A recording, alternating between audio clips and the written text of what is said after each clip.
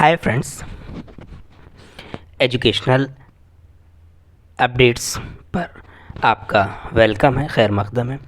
आज हम बात करेंगे DSSB में अलग अलग कैडर में आए हुई वैकेंसीज़ की कि उसका फॉर्म कैसे भरा जाए।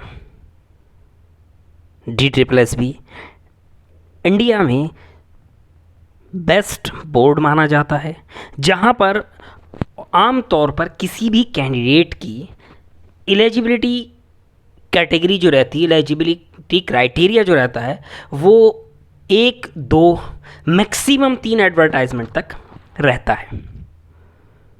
तो अगर आपकी एलिजिबिलिटी किसी भी नॉन टीचिंग फॉर्म में है तो फॉर्म ज़रूर अप्लाई करें। इसके एग्ज़ाम देने के बहुत ज़्यादा फ़ायदे होते हैं। अब देखिए, जैसे ही हम गूगल पर टाइप करेंगे DSSB, वैसे डिस्क्रिप्शन में मैं इसका लिंक दे दूंगा, दिया जा चुका है डिस्क्रिप्शन में, वहाँ से भी आप ले सकते हैं DSSB। तो आप उसके बाद में देखिए गूगल पर हमें ये देगा DSSB online.nic.in। यहाँ से DSSB ऑनलाइन या तो यहाँ से ले लेंगे या इसके नीचे दे रखा है रजिस्ट्रेशन लॉगिन एडमिट कार्ड। अगर आपने रजिस्ट्रेशन नहीं किया है तो रजिस्ट्रेशन पर जाएं। रजिस्ट्रेशन की वीडियो मैं पहले ही बना चुका हूँ कि आपको DSSB की वेबसाइट पर रजिस्ट्रेशन कैसे करना है। अगर किसी को ना मिले तो आप कमेंट कर दें, मैं उसको मैसेज को कमेंट्स पिन कर दूंगा। उसके बाद जैसे ही हमने यहाँ क्लिक किया लॉगिन पर, तो हमें ये DSSB के जहाँ से फॉर्म भरा जाता है, जिसको हम OARS कहते हैं, ऑनलाइन एप्लीकेशन रजिस्ट्रेशन सिस्टम पर ले गया। यहीं से फॉर्म भरा जाता है, यहीं रजिस्ट्रेशन होता है, यहीं लॉगिन होता है।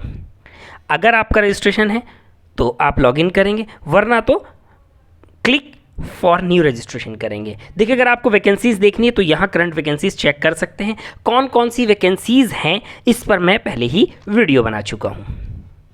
यहाँ अगर आपको पासवर्ड याद नहीं है तो आप फॉरगेट पासवर्ड कर सकते हैं। जैसे ही आपने क्लिक टू साइन इन पर किया, ये नेक्स्ट पेज पर ये आपको ले गया। देखिए, यहाँ ये पेज ओपन होकर आपके सामने आएगा, जिसमें आप अपनी डेट ऑफ बर्थ डालेंगे। एंटर रजिस्ट्रेशन में जो होता है वो डेट ऑफ बर्थ, सबसे पहले डेट, उसके बाद मंथ, फिर ईयर, उसके बाद 10th का रोल नंबर, उसके बाद में 10th पासिंग ईयर, किस ईयर में आपने पास किया, पासवर्ड जो आपने बनाया था वो, उसके बाद ये कैप्चा और साइन इन करेंगे। नेक्स्ट, जैसे ही हमने साइन इन किया तो इसने हमें नेक्स्ट स्टेप पर ले गए। यहाँ देखिए पूरी इन्फॉर्मेशन मेरी खुली हुई है। यहाँ सबसे ऊपर आ रहा है apply for new applications, personal details, upload photograph, qualification, experience, submit final application status, ये आ रहा है। इसके नीचे जो होम है, प्रिंट एप्लीकेशन है, ई-डोजियर्स है, चैलेंज आंसर की है, फाइनल आंसर की, view result, update registration detail, change password, log out. इसमें जैसे ही आपने किया, अगर यहाँ कोई आपको, अगर आपने अपना मोबाइल नंबर चेंज किया है या मेल आईडी चेंज की है तो आप अपडेट कर लें, या अगर आप 1 और 2 मंथ्स में अगर अपना मोबाइल या ईमेल आईडी चेंज करना चाह रहे हैं और जो भी आप परमानेंट रखना चाह रहे हैं वो ले लें। अगर आपने टेस्ट क्वालिफाई कर लिया, मोबाइल आपका चेंज हो गया ना, मोबाइल नंबर, तो हो सकता है कि जॉब मिलने के बाद भी, क्वालिफाई करने के बाद भी आप ज्वाइन ना कर पाएँ। अब ये देखिए, यहाँ इसमें इतनी सारी वैकेंसीज डिटेल्स हैं कि 32/23, 32/23 जो है म्यूज़िक टीचर है, 33 ट्रेंड ग्रेजुएट स्पेशल एजुकेटर है, पब्लिसिटी असिस्टेंट है, और सबके यहाँ पर जो है वो डिटेल दे रखी है। आप जिसके भी अप्लाई नाउ पर क्लिक करेंगे उसकी सारी डिटेल आपके सामने आ जाएगी। आप किसी की भी PDF यहाँ लेफ़्ट साइड से ले सकते हैं। ये देखिए, यहाँ PDF का मार्क बना हुआ है। मिनिमम ग्रेजुएशन से इसमें स्टार्ट है, किसी में ग्रेजुएशन मांगा है, किसी में ग्रेजुएशन के साथ में जो है वो B.Ed मांगा है, किसी में और डिग्रीज़ मांगी हैं। तो ये यहाँ, अब जैसे मैंने किया, मुझे PGT इंग्लिश का फॉर्म भरना था, मैंने उस पर क्लिक किया, और जैसे ही मैंने इस पर क्लिक किया तो ये मुझे नेक्स्ट स्टेप पर ले आया, और नेक्स्ट स्टेप हमारा ये है।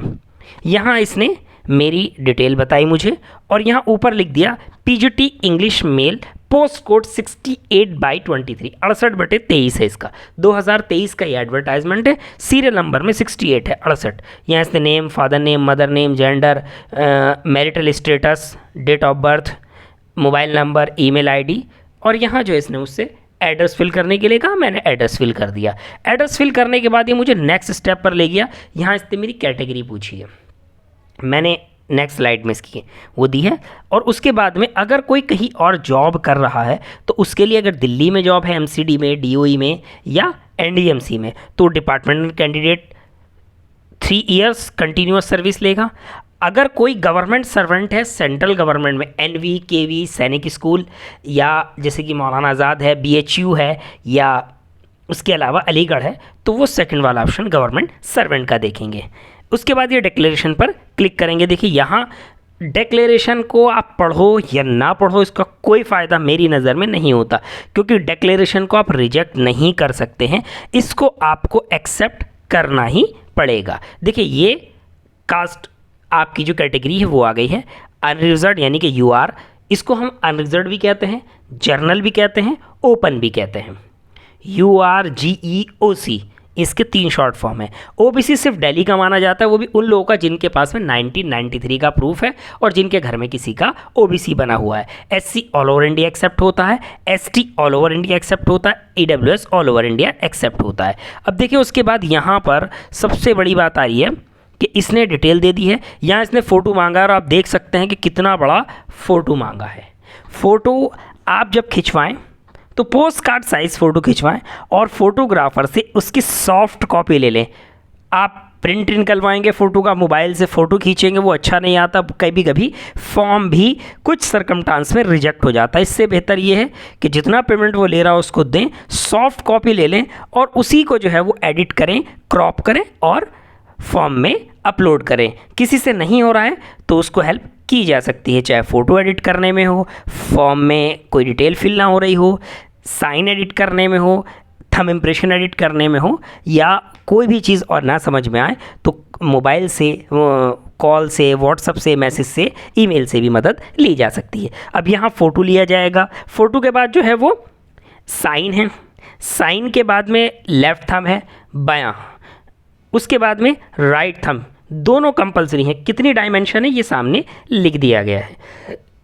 ये देखिए अब मैंने ये फ़ोटो अपलोड किया है, आप देख सकते हैं कि कितना बड़ा और कितना क्लियर फ़ोटो है। इतना ही बड़ा और इसी तरीके से फ़ोटो होना चाहिए। फ़ीमेल के लिए ये कोई मैं कंपलसरी नहीं बता रहा हूँ मैं, लेकिन ये है कि सर के बाल, कान, आँख, नाक और उसके अलावा जो है वो यानी कि पूरा फेस उनका और शोल्डर से भी नीचे लिया है मैंने, यहाँ तक क्लियर नज़र आना चाहिए ताकि फॉर्म में कोई प्रॉब्लम ना हो। ये देखिए मैंने साइन कर दिए हैं, left thumb impression, right thumb impression. उसके बाद में जैसे ही मैंने किया तो इसने मुझे नेक्स्ट स्टेप एजुकेशनल क्वालिफ़िकेशन पर पहुंचा दिया।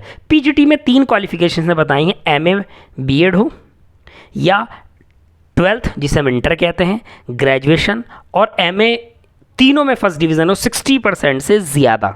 उसके अलावा एमए इंग्लिश और पीएचडी इंग्लिश हो, तो ये हो गया। इसके बाद में मैंने यहाँ पर अपनी क्वालिफ़िकेशन फिल की है। सबसे पहले मैंने एमए दिया है, उसके बाद में एमए के बाद में मैंने ऐड करके यहाँ पर फिर बीएड दिया है। एमए और बीएड दे दिया मैंने। तो इसने पूछा है मुझसे, do you want to finally save, क्या आप इसको फाइनली सेव करना चाहते हैं? मैंने इसको येस किया। इसके नीचे है do you want to finally save, मैंने इसको भी येस किया। इसने मुझसे पूछा है कि आपके पास 3 साल का एक्सपीरियंस है, इसको हम नॉर्मली साबित नहीं कर पाते हैं, कंपलसरी है नहीं, इसको नो कर दें तो ज़्यादा बेटर है, हम एक कागज़ देने से बच जाएंगे। यहाँ मैंने नेक्स्ट किया। इसने मुझे पूरी डिटेल दे दी कि भाई देख लो अपना नाम, आपका नाम ये है, पोस्ट कोड ये है, डेट ऑफ बर्थ ये है, सारी डिटेल इसने मुझे बता दी और कहाँ से किया है, कैसे किया है। ये है कि अब ये कह रहा है कि कोई चीज़ अगर एडिट करनी है तो कर लो, वरना उसके बाद में सीधा जो है वो चाहे वो एडिट पर्सनल डिटेल करो, photo signature, left thumb, right thumb करो या क्वालिफ़िकेशन करो, यहाँ तक आप एडिट कर सकते हैं। यहाँ डिक्लेरेशन में बिना देखे जो है वो येस कर दो। नीचे एक और डिक्लेरेशन है उसको भी येस कर दो। और यहाँ इसने पे online and submit final application, यहाँ इसने ये बोला है, इस पर क्लिक करेंगे तो यहाँ इसमें ये हमसे पूछेगा कि भाई आपको किस फॉर्म के लिए पेमेंट करना है। तो मैंने यहाँ पीजीटी इंग्लिश मेल कोड 68/23 68/23 का दे दिया। अगर आपने पेमेंट कर दिया, हर किसी वजह से पेमेंट कैंसिल हो गया है, तो रीवेरीफाई पेमेंट स्टेटस पे करें। एक बार पेमेंट करने के बाद में प्रॉब्लम आ रही है, इसलिए पेमेंट जब हो गया आपका लॉग आउट करें, फिर लॉगिन करें और रीवेरीफाई पेमेंट करें, हो जाएगा। जिनका फर्स्ट टाइम है वो पे ऑनलाइन करें। पे ऑनलाइन करने के बाद में देखिए यहाँ जो है वो पेमेंट डिटेल मांगी गई, इससे नाम हो गया, रजिस्ट्रेशन नंबर हो गया, सारी चीज़ें हैं और 100 रुपये की फ़ीस है। यहाँ जैसे ही मैंने पे नाउ पे किया, मेरा इसने पेमेंट ले लिया है। उसके बाद में इसने PDF मुझे दे दी है। अगर आपको फॉर्म भरने में किसी भी तरह की कोई भी प्रॉब्लम आए किसी भी पोस्ट कोड में, तो आप कॉल से, मैसेज से, व्हाट्सएप से, टेलीग्राम से, ईमेल से कांटेक्ट कर सकते हैं। फॉर्म भरने के लिए मैंने अपने अलावा एक और साइबर एक्सपर्ट हैं, कंप्यूटर साइबर एक्सपर्ट, उनका नंबर भी दिया है, आप उनसे भी फॉर्म भरने में कांटेक्ट कर सकते हैं। तो DSSB का पार्ट 1 का सिलेबस मैं पहले ही जो है वो उस पर भी वीडियो बना चुका हूँ, उसकी PDF भी शेयर कर चुका हूँ। अगर आपको ना मिले और पार्ट 1 का सिलेबस चाहिए, मैंने उसको हिंदी और इंग्लिश दोनों लैंग्वेजेस में टाइप किया है। हिंदी और 1 लाइन हिंदी, 1 लाइन इंग्लिश, एक पंक्ति उसकी हिंदी में, एक पंक्ति इंग्लिश में है, तो इससे ज़्यादा अच्छे से हम समझ सकते हैं। तो वो भी आपको जो है वो वीडियो की फॉर्म में मिल जाएगा। ना मिले आप मुझे इस वीडियो में भी कमेंट कर सकते हैं, मैं वहीं पर आपको उसका लिंक दे दूँगा।